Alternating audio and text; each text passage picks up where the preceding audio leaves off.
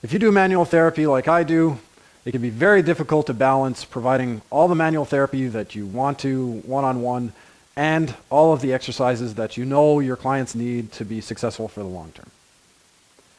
My name is Greg Lothian. I'm an athletic therapist and a strength and conditioning specialist, and I've been practicing for over 16 years. What I'm going to go through in this free series of videos is the 3 key exercise strategies for a busy manual therapy practice.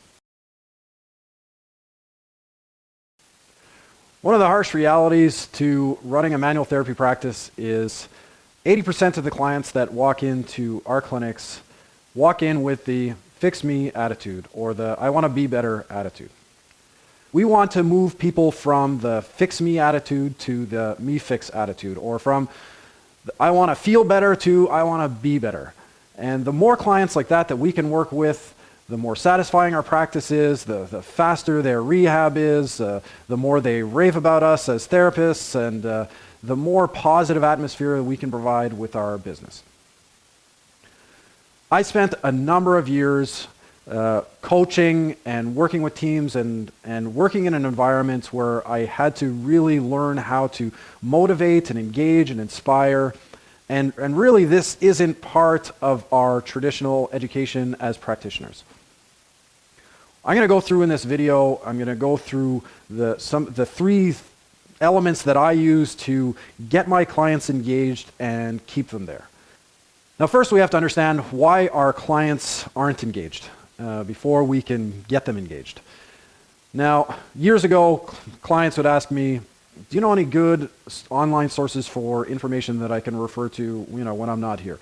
Because I didn't have any online tools for them. I didn't really know any, so because I was conscientious and I wanted to be able to provide them all the service that I could, I would tell them, yeah, for sure, I'll look some up because I don't know any right now, and I'll get back to you.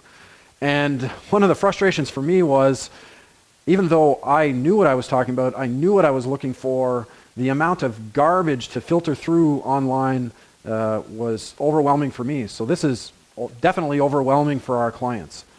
The other thing about mindset is we all have this mindset when we come to see professionals. So you go to see a lawyer, an accountant, a doctor, or anything, and we walk in with this fix me attitude. So this mindset where it's, well, you have all of the knowledge, just show me what I have to do or do it for me so that I can correct whatever problem that I'm having at the time. We rarely walk into those situations and say, okay, I want you to teach me how to deal with this now so that I can deal with it in the future, especially if it comes back up. If it's a problem that's going to be corrected now, if it comes back up again, I don't want to be back in here asking you for the same thing again. I want to learn over time how to deal with this myself. And this is a very important distinction in our business because certainly with any chronic injuries, with back pain or shoulder pain or anything, stuff that comes and goes, this is a large part. Like I said, it's over 80% of our clients are coming in and, okay, just fix me for now, make me feel better. But we're not actually making them better. And it's not because we don't want to, because as conscientious therapists, we do want to. We try and provide them with all the things that we can, all the tools that we have so far. But if they're not doing them out there on their own, then it's not helping the situation. But this conditioning of ours to being dependent on professionals is deeply ingrained in us. And we have to start really right from the beginning, as soon as our clients walk in, breaking out of that dependence. And one of the things that I push on my clients early on is I want them to be as independent as possible because that's going to help me help them faster and do all these things. So I'm going to simplify this process for you. There's actually sheets you can download that has 3 sections of questions, and these are questions that are in my evaluation. These are questions that I built up over years of research and motivation and getting into people's heads, and there's 3 divisions of questions there. And you can go ahead and download and print that now, and we'll go through, I'm not going to go through every single question, but I'm going to go through what the idea is behind the section and how to implement it. So there's, you'll see there's 3 sections. There's mindset, there's previous engagement, and then there's also setting the bar. So mindset is, like I was talking about before, is we're trying to trigger them to get into the right mindset. So understand where their mindset is, and if it's not in the right place, try and bring them a little closer to where we want them to be. And then previous engagement, I'm not talking about the stuff that they did on their own. I'm talking about if they saw their professionals, what the success was and how engaged they actually were, because that can give us an idea of how engaged they're going to be with us. And then setting the bar is important. When we set a bar of expectation for them and for us, and make sure they understand what their expectations of us are, and vice versa, then we're at a much better starting place. So there's 3 things that I'm working on with the clients right away, and these things are motivational factors, things that we can get into their heads and make sure that they're in the right mindset. And that's community is the first one. Now, if somebody has a sense of community, then they have a sense of obligation to that community. They also have a sense of support, and they're more willing to do things for that community or with that community. And in a clinical setting, the community can start with the relationship with just the 2 of you and build to the people that they get to know and that are working in that clinic, or the things that you refer them to. And they get if we can give them a sense of we're all in this together and helping each other, then that gives them a sense of community and commitment. The other is reciprocity. So if we know that somebody is really, really engaged, then we go the extra mile to provide them all of the things that we want to provide, because as conscientious therapists, we're always trying to provide the right information, and the majority of clients who are in that fix me attitudes can sometimes bring us down to just, well, I'm just going to do what I do, because if you don't have clear lines between who's actually engaged and who's not engaged, then how do you know who to bend over backwards for? So if we can know who is really going to be engaged, and we really sort of fight to provide them all the information, then there's going to be a sense with them of reciprocity. So, and that's not the come bearing gifts when they come to the clinic. It's the reciprocity will actually give them a sense of responsibility to do the things that they need to do while they're not with us.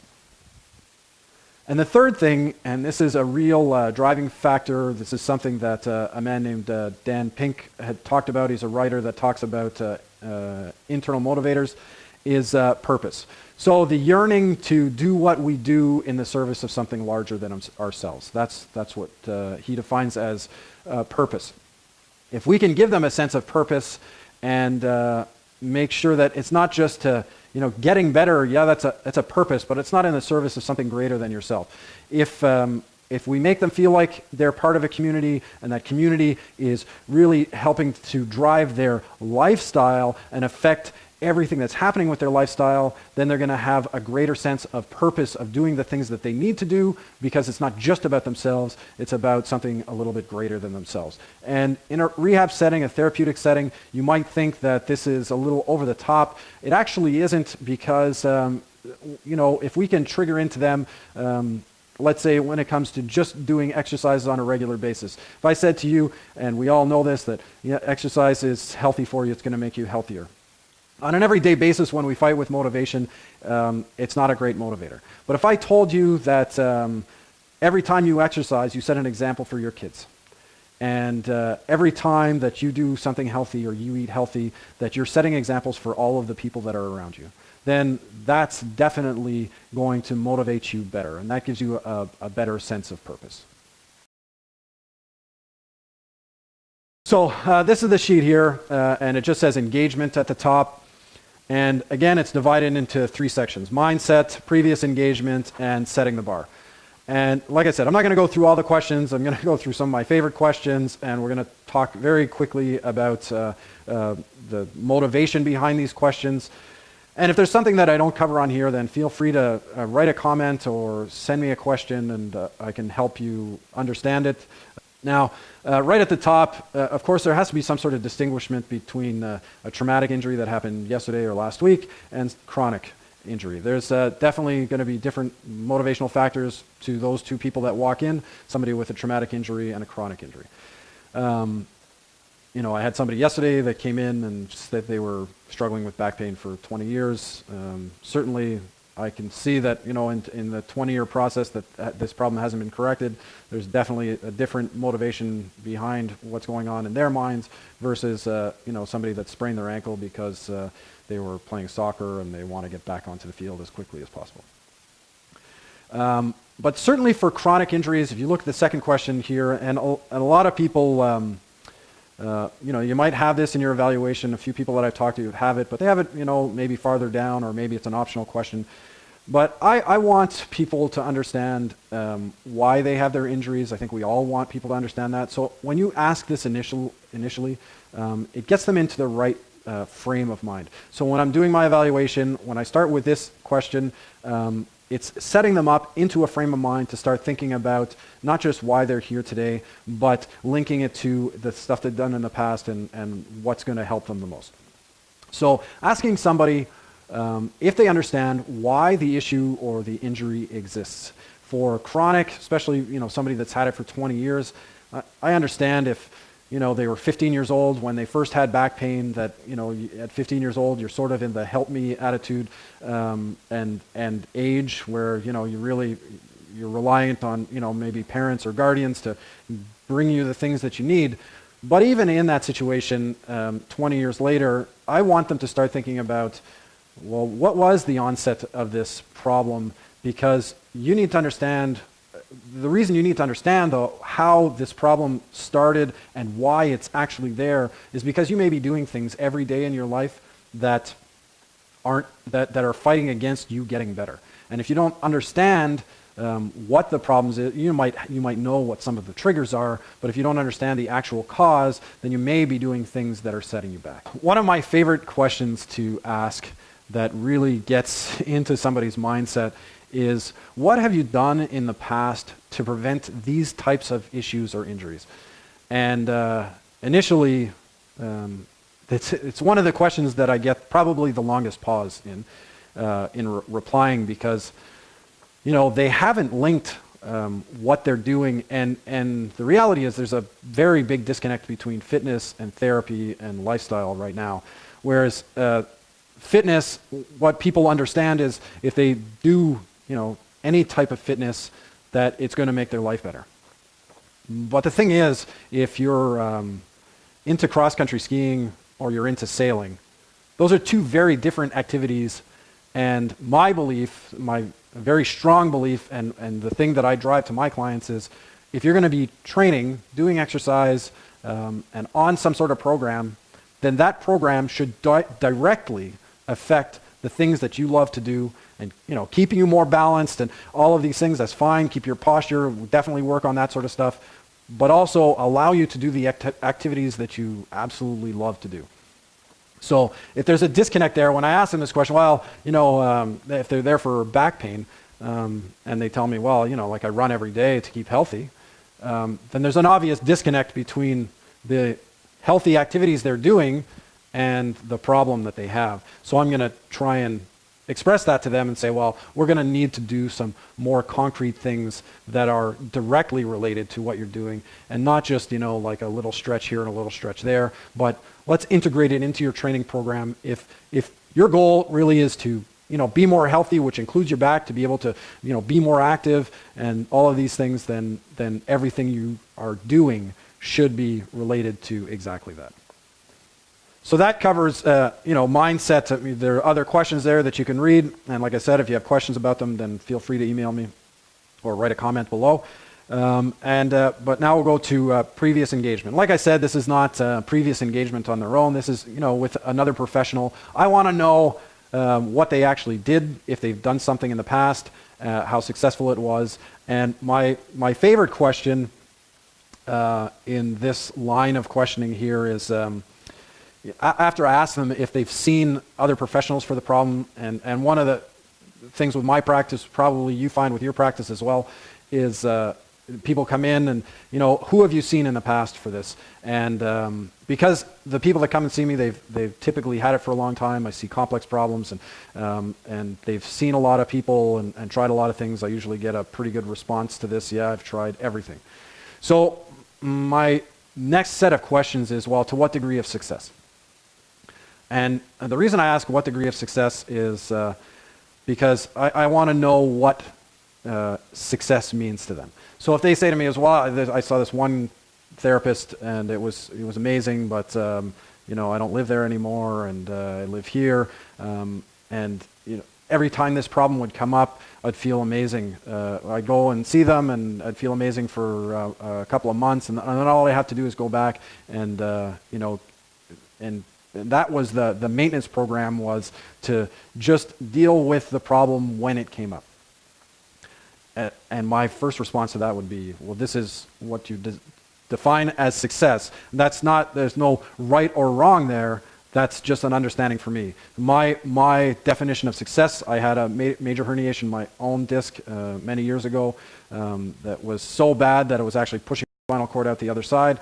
And you know, my definition of success is I want to get back to doing all the things that I love to do and not have to worry about my back ever. I don't want to be reliant on somebody. But you know, some people, that's what they're looking for. They don't, you know, maybe they deem that their lives are too busy to be as fully engaged as you want them to be, or we want them to be, and you're the go-to person to make them feel better. So I'll ask that, and you know, maybe sometimes, and this is a marker for me, they say, well, you know, none of it was successful. Okay. So none of it was successful. I honestly believe that if you're in this profession, that the majority of us in whatever division of therapy that we're doing are very dedicated to the cause. We're there because we like to help people, and we want people to be better. And it's hard for me to believe that when a client comes in that they saw a whole bunch of people and it was the sole responsibility of the practitioner to make them feel better, and because they didn't get better, it's the sole responsibility of the practitioner. It's their fault.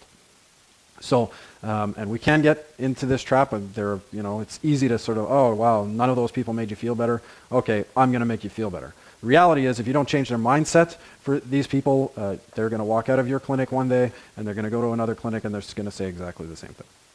That's not to say that it hasn't happened. I've certainly had clients that I just couldn't figure out, but I do my best to try and refer out, certainly before they leave,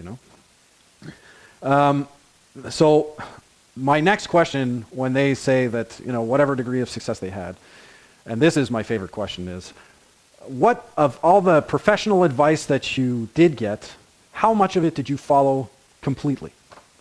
And that question is usually followed by a giggle and a smile and well, yeah, to be honest, I probably didn't follow it all. Very few clients that I've asked this question have said, I followed 100% of it. I do have clients like that followed 100% of the advice, and to usually a better degree of success. But you're going to see that when you start asking this question, there's many more people that just don't follow all the advice, and we all know that. But this question, this line of questioning, gets them to start thinking about, yeah, okay, well, maybe I was responsible, at the very least in part, for my lack of success. And immediately after, if they say, well, yeah, maybe I followed 50% of it. For my practice, I get them, okay, so we're going to need to do more. So if I give you stuff to do outside, we're in this together. I'm giving it for your success, and I need you to be 100% engaged in this process, which is usually met with, yeah, you're absolutely right. Let's do this. And I might go into, if you didn't follow the advice, please explain why. And there's a specific reason why I asked that question. It's what I'm looking for is, so I followed this person's advice and it made me feel worse. The reality is, when we prescribe exercises, we do things, we do our manual therapy, maybe we give them a couple of exercises to do. The exercises are based on our education, our experience, what they're presenting with us, the story they gave us, all of that sort of stuff. It's entirely possible that you give them an exercise that maybe aggravates the problem. It actually happened to me the other day. That's not that there's something wrong with that, because if they do express that to me, then I need to make them aware, and I'll make most people aware of this anyway, is anything that I do give you, I need feedback on, and if you're having problems with it, then we need to come up with some solution to work around it. Maybe it's digging into something that I just didn't see, and there's definitely a workaround for it. So we're in this together. I have to make sure that when I give you stuff, if you have an adverse effect to it, an adverse reaction to it, that will correct it as soon as possible and really get you on the right path. And then there are other questions about lifestyle and stuff like that. Setting the bar is important, and I'll just go through it quickly because in this video we're running out of time. I don't want to take too much time, but there's a question in here that I always ask because I got caught. Was once when I do my evaluation, I typically have a client here for an hour and a half. Depending on the situation, and we go through a whole gamut of things, including a plan, and I spend some time and I make a plan for them and I hand them over the plan, and I handed this plan over, and that client said, yeah, this is great, I love it, I'm really impressed with all the stuff we did, whatever, set up another appointment, and they walked out and canceled the appointment within a 24-hour period of leaving, and never heard from them again. Didn't sit well with me. I didn't understand what was going on there. I thought we were both on the same page. And when I finally contacted them, they said to me, well, my expectation walking in there was I just wanted a couple of exercises to make me feel better. Well, there's two problems with that. If I had asked that question right at the beginning, then I would have known what to expect from them. I could have worked on their mindset a little bit better. And I certainly wouldn't have put a whole bunch of time into putting a plan together for them if I knew that I couldn't change their mindset and they just wanted a couple of exercises. And I have the freedom in my practice to say, like, listen, that's not really the service that I provide. You're probably better to go, to find somebody that really does work that way. We're not all in that situation. At the very least, if you know their mindset and you're going to work with that, then you know what to work with and how much bending over backwards you're going to do for this person. Certainly in my situation with somebody like that, I just want a couple of exercises. I don't want much to do.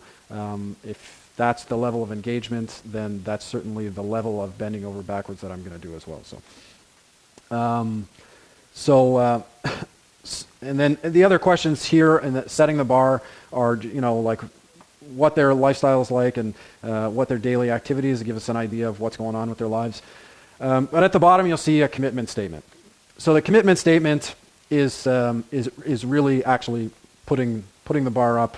Everything else is just sort of a setup, and it's a two-sided commitment statement. It certainly doesn't commit anybody legally to anything but doing their job properly. But it says, as your practitioner, I'm dedicated to do everything I can to help with your current situation or any other situations that come up.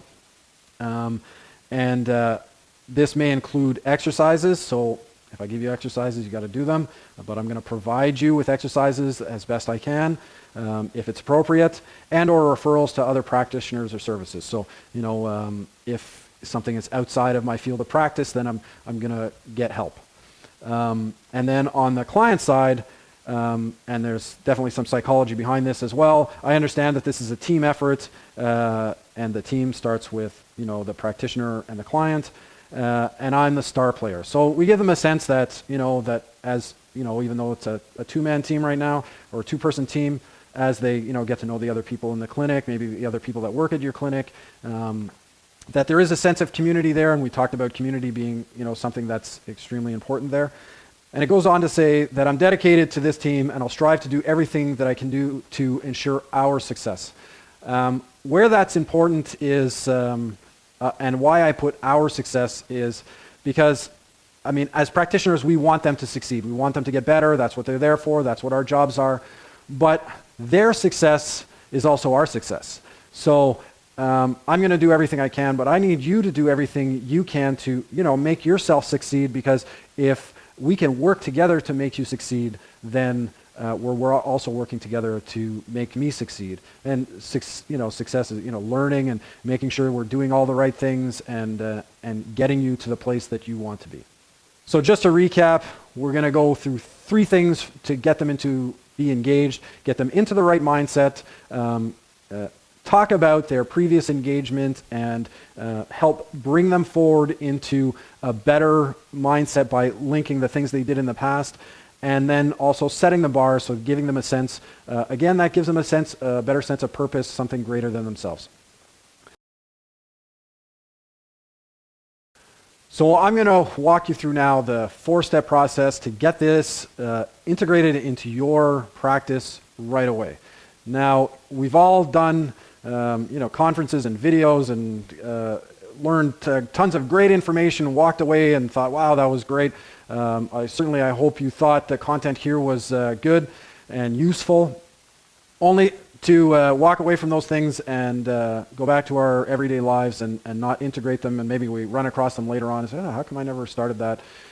So what I want you to do is I want you to implement this, and I'm going to show you how to implement it, and I can guarantee you this will make a big difference with your clients and your relationship with your clients and your ability to go through in the next set of videos, the videos coming up, talking about delivering the right exercises and making sure they're doing the right things. And if we're going to do that, make sure that they're fully engaged and they're actually going to follow through. So the first thing is download the form and feel free to print it out. So you can, I give you unlimited license to print it and use it. It's just a simple form, and you can keep it in your client files and use it with your clients.